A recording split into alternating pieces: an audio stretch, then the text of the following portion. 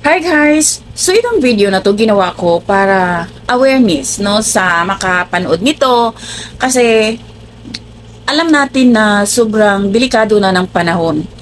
At nung October 18, ngayon ay 2019 o kahapon, mayroong tinangay ng mga masasamang tao.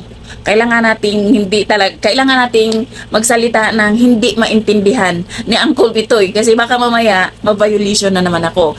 So yung tinangay siya, American guy. Tapos nakapag-asawa siya doon sa Zamboanga del Sur. Ngayon, 5 buwan pa lang siyang nandoon na nakapag-asawa siya doon. Tinangay siya noong October 18. At gusto sana niyang tumakas kaso nga pinaputukan sa paa. Kaya ayun, nadala siya sinakay siya doon sa sa bangka papuntang Hulu-Sulu.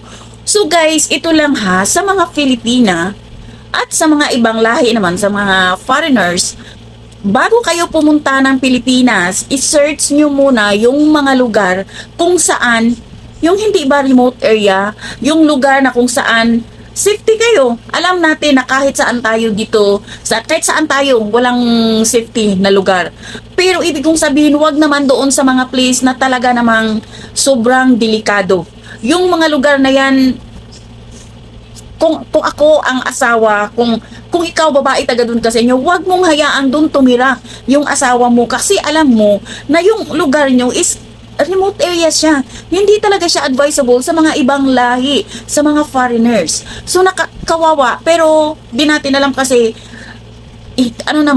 pinagsisikapan naman ng ating government na maisalba siya, na ma-rescue. Pero kasi di natin alam, 'di ba? So sana lang nasa mabuti siyang kalagayan, sana lang walang masamang mangyari sa kanya, 'di ba? Nakakatakot. So kayo mga Filipina, kung mayroon kayong mga AFAM, naku Diyos ko, mag-isip-isip kayo, huwag niyong hayaang titira yung mga AFAM niyo dun sa mga lugar niyo na alam niyong delikado. Pipili kayo ng mga lugar na alam niyong at least safety yung mga asawa niyong AFAM or mga boyfriend yung AFAM. Kasi hindi naman, ang laki-laki ng Mindanao, no? Ang laki-laki ng Luzon, ang laki-laki ng Visayas. Doon tayo sa mga lugar na alam natin na kahit papano safety yung ating mga asawa, yung ating mga boyfriend, 'di ba? Huwag yung alam mo kung ikaw taga doon, alam mong taga doon ka, alam mo ang sitwasyon ng lugar mo. Papuntahan mo pa doon yung asawa mo, yung boyfriend mo, huwag na. Pwede naman kayong magkita sa ibang lugar, wag na doon sa lugar nyo kung saan is remote area at napaka-delikado.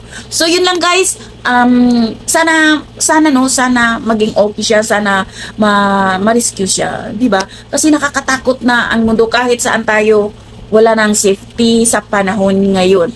Kaya kailangang maging mapagmatsyag ka, kailangang observant ka, be vigilant sa lahat ng bagay, sa lahat ng taong nakasalamuha mo, sa lahat ng taong nakasalubong mo, sa lahat ng taong nakapalibot sa'yo.